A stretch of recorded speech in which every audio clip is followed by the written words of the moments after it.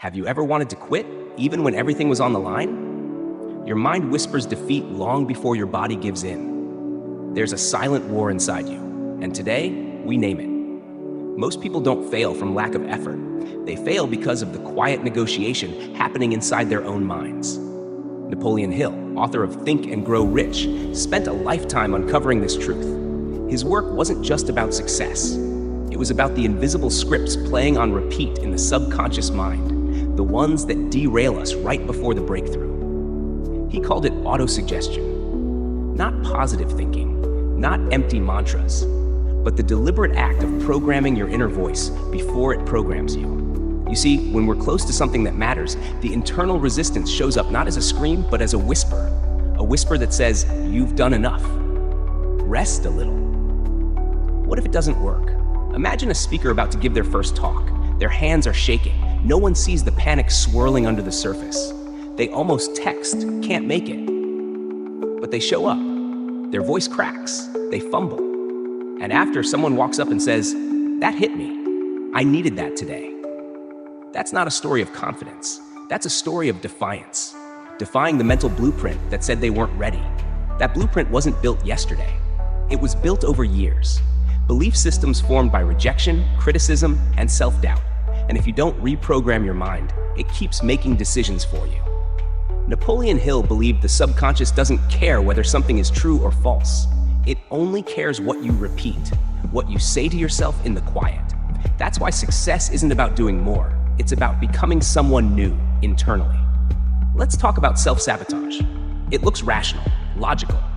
Like when you delay sending that application because the timing isn't right, or when you don't follow up because they probably forgot.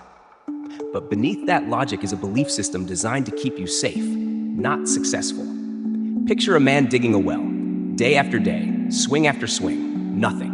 No water, no reward, just dirt. He walks away, convinced it's pointless. The next morning, someone else picks up the shovel. Within an hour, water. It wasn't the final swing that mattered. It was all the silent ones before it. That's what Hill meant when he said, "Most people quit inches from gold." But quitting isn't always dramatic. Sometimes it's subtle. It's watching one more video instead of editing your own. It's checking the fridge again. It's promising yourself you'll start Monday. Here's what's really happening. Your subconscious mind has been trained to avoid discomfort, and discomfort is the price of growth. If you don't intervene, if you don't consciously reprogram your mind, it will default to the path of least resistance. And yet, here's the shift. You're not lazy. You're not broken. You're following instructions that were written a long time ago. But instructions can be rewritten through repetition, through autosuggestion, through choosing to feed yourself new thoughts, even when they feel fake at first. One single mom used to record voice notes of affirmations, not because she believed them yet, but because she wanted her daughter to hear a different voice. Over time, those words, "You are capable, you are enough," became not just hope, but habit.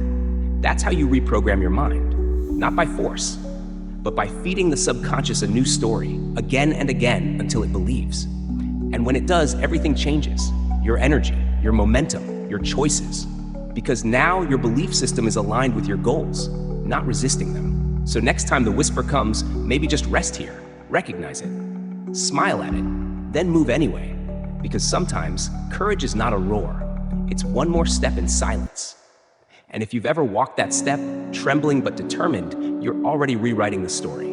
If that stirs something inside you, maybe this is your moment to decide which voice will shape your next chapter.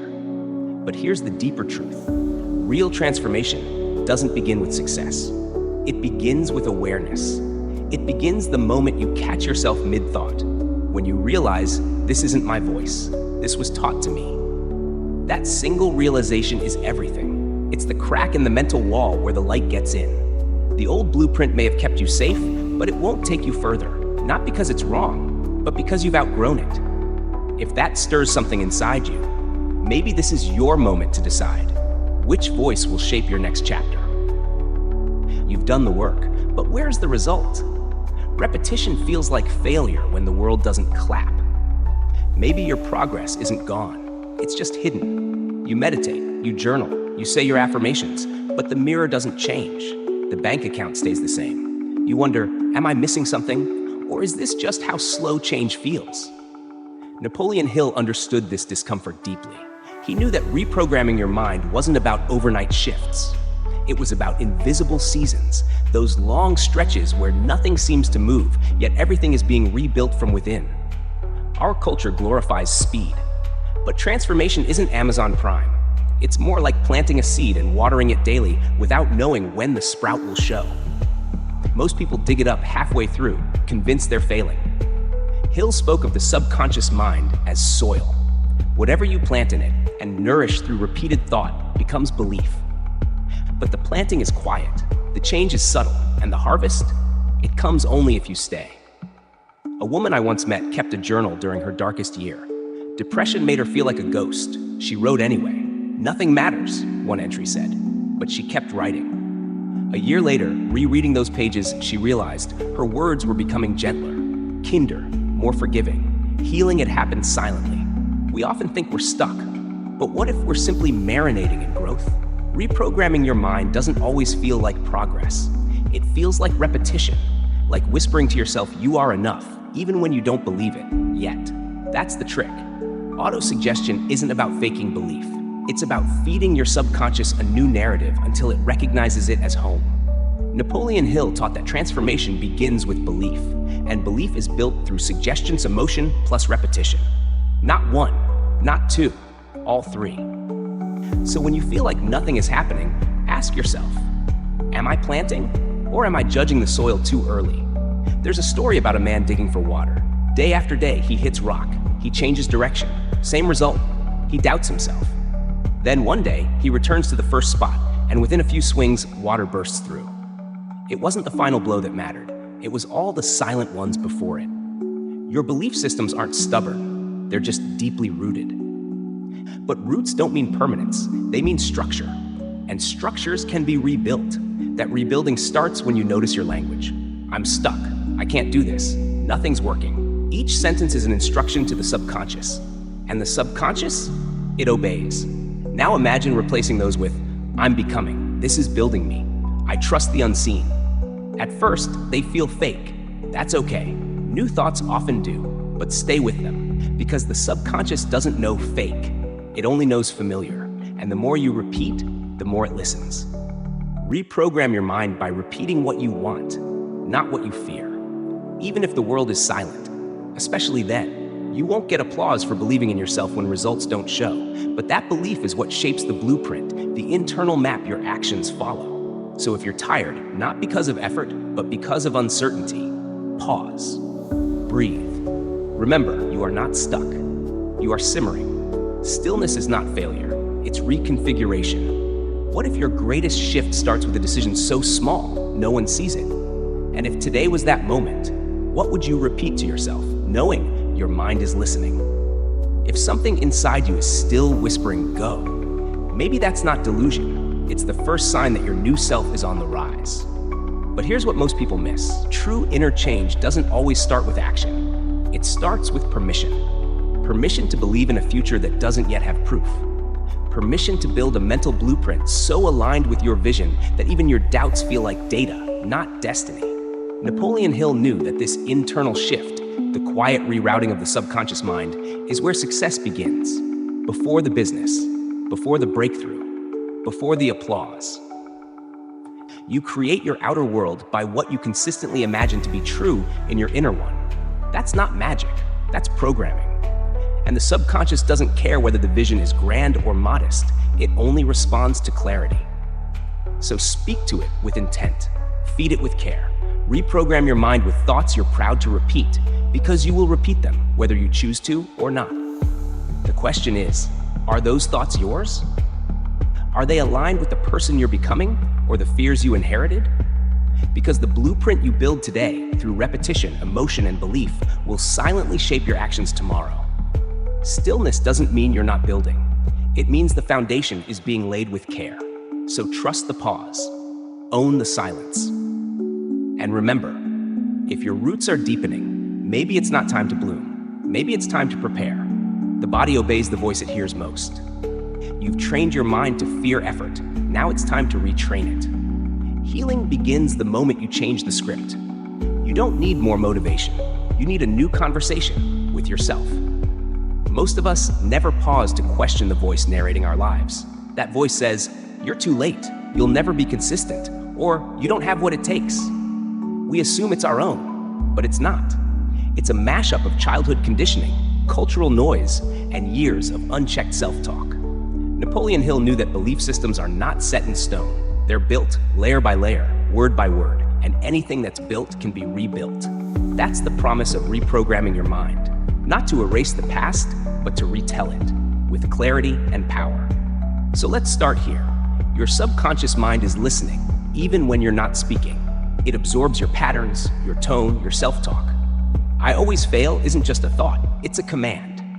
And commands, when repeated, become your operating system. The fix isn't hype, it's habit. A quiet, deliberate shift in how you talk to yourself. Autosuggestion is the tool. It's the conscious choice to feed your mind new thoughts until they replace the old defaults. Not once, not sometimes, but over and over until they become the new standard. A single mom in Ohio used to record affirmations into her phone on the way to her night shifts. "I am not a burden. I am the foundation." At first, it felt fake, but with repetition, those words began to feel familiar. And when they felt familiar, they started to feel true. That's the science of reprogramming. Repetition plus emotion equals belief. But there's a third piece Hill emphasized: imagination. Faith and imagination work together to create what doesn't exist yet. Imagination paints the picture. Faith makes you keep showing up until it's real. Faith, in this context, isn't religious, it's directional. It's the belief that your identity can evolve, even when the outside hasn't caught up. It's looking at your current bank account or your reflection in the mirror and still saying, "This isn't the end of my story." That kind of faith isn't loud, it's quiet, consistent, rooted. It whispers, "Keep going," when you're tempted to quit. It reminds you that every brick laid, every new belief practiced is a vote for who you're becoming. Your belief systems are not truth. They are just repeated thoughts that you haven't challenged yet. And today, you get to challenge them. Start with one phrase. Speak it into your day, your routine, your resistance. "I am becoming someone who follows through. I choose growth over comfort. My future isn't decided by my past." These are not slogans, they are blueprints. And blueprints, when followed, build things that last. Imagine a craftsman laying stone in a storm. No crowd, no praise, just commitment. That's what inner change looks like. No one may see it, but you will feel it. The subconscious mind resists change not because it's stubborn, but because it's trained. And that's good news. What's been trained can be retrained, but you must do it daily. Speak it when you don't believe. Repeat it when you feel silly. That's how it works. Don't wait until you feel ready. The feeling comes after the doing. So if you've spoken even one new truth today, even one sentence that aligned with your future instead of your fear, then you're already reprogramming your mind. Your body will listen. Your actions will follow. But only if the voice inside becomes your ally. And if that voice hasn't shown up for you yet, maybe it's waiting for you to go first. And if you still feel like you're pretending, that's okay. Pretending is practice in disguise. The subconscious doesn't ask if something is real. It asks, "Have I heard this before?" And if you keep feeding it the truth long enough, it becomes the new default. This is how you reprogram your mind, not by force, but by faithful consistency. You are shaping your mental blueprint with every repeated belief, every intentional thought, every silent affirmation. The blueprint you build now sets the tone for who you become next. So the real question isn't, how fast can I change? It's, can I repeat truth long enough for it to feel like home? Let your words be the bricks. Let repetition be the mortar. Let faith and imagination draw the map you walk. You've been listening to old voices long enough. Now it's your turn to speak. And if all you do today is speak one sentence in your favor, you've already taken back the pen. This is your story now. Let your mind hear it. And if you need a place to return to, let it be the belief that growth is always available, even in silence. And remember, every time you speak with intention, every time you interrupt the spiral of self-doubt, you reprogram your mind. Not with hype, but with a quiet return to the truth of who you really are. Because reprogramming isn't just an act, it's a practice, one that rebuilds your belief systems, one word at a time. Your life bends to the standard you normalize. Comfort is the most dangerous thief. It steals without warning. Growth isn't a matter of force, it's a matter of choice. There's a moment, quiet, uncelebrated, when you decide, this is who I am now. No one else hears it. There's no ceremony, just a silent line drawn in the sand. Napoleon Hill called this the shift from wishful thinking to mental ownership. Not just dreaming about change, but deciding what becomes non-negotiable in your life. And that decision, repeated with conviction, rewrites your subconscious mind. Every choice is a vote, not just for an outcome, but for an identity. Skip the gym? That's a vote for comfort. Sit down to write? A vote for purpose. You're not just building habits. You're installing belief systems that shape how your brain responds to life. This is where transformation meets architecture. Your mental blueprint isn't just a theory, it's the internal map your actions follow, often without question. But here's the truth. Most blueprints weren't designed intentionally. They were copied from childhood, absorbed from peers, passed down in silence. To reprogram your mind, you must redesign that map.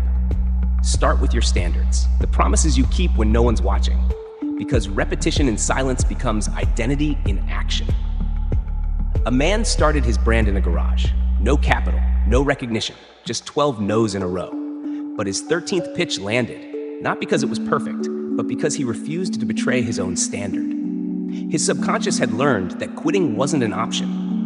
Mindset, Hill taught in Think and Grow Rich, isn't about inspiration, it's about infrastructure. The structure of how you think when the world is silent. And that structure gets built every time you hold your standard, especially when no one's clapping. You don't need louder goals, you need clearer agreements with yourself. From now on, I show up even when I don't feel like it. I don't need outside applause to validate internal work. My future deserves a disciplined present. These aren't just affirmations. They're instructions, and your subconscious mind doesn't evaluate them, it obeys. So what are you feeding it? When you choose consistency over chaos, clarity over confusion, you tell your subconscious, I'm safe at this level of excellence. And it adjusts, silently, faithfully, but only if you keep choosing. Your belief systems aren't static, they're sculpted through repetition, so repeat wisely. Raise your bar, not loudly, but privately. No announcement, just action. No validation, just alignment. This is the foundation of true change, not what you achieve, but what you no longer allow. What if the real turning point isn't a big event, but the quiet decision to set a new standard and never go below it again? That's the real self-contract, one that doesn't need witnesses. Napoleon Hill believed the mind was most powerful when harnessed with purpose, when the subconscious was trained to see discipline as normal and excuses as noise. So today, right now, ask yourself, what standard will I normalize? Because that standard becomes your story. And if something about this resonated, if it stirred something deep, maybe this isn't just a video, maybe it's your line in the sand. Quiet, permanent, yours. And if you're waiting for the world to reward you for doing the right thing, stop. The real reward is who you become in the process. You won't always feel proud, but you'll feel aligned, and alignment is better than applause. Because alignment keeps going when applause fades. The standard you set, especially in silence, becomes your strongest signal to the universe. It says, I'm ready, not for comfort, but for calling, not for ease, but for evolution. So no, you don't need to be louder, you need to be clearer. Clear about your values, clear about your voice, clear about your direction. That's how you create a new subconscious contract, one built not on noise, but on truth. And if you fall off, start again. Not with shame, but with certainty, because the mind doesn't demand perfection. It responds to consistency. So today, if you've heard something inside whisper, it's time to raise your bar. Listen, that whisper might be your highest self finally waking up, and it's not asking for permission, it's asking for partnership. So meet it. Halfway is enough, so long as you keep walking.